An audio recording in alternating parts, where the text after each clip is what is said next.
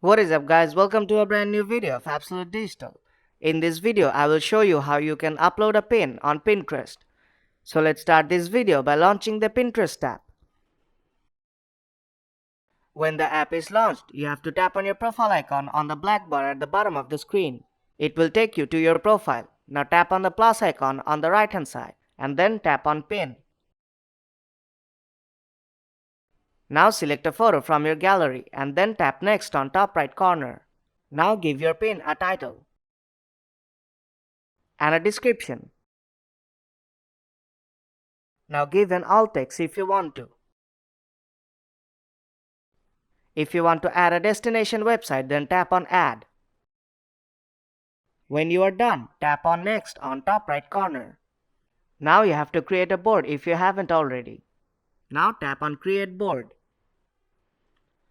Now give your board a name and then tap on create on top right corner. And your pin will be uploaded. It will take a few moments to show on your profile. Now open the board and you will see your pin here. So if you find this video helpful, then do drop a like and make sure to subscribe for more tutorials. I'll see you in the next one.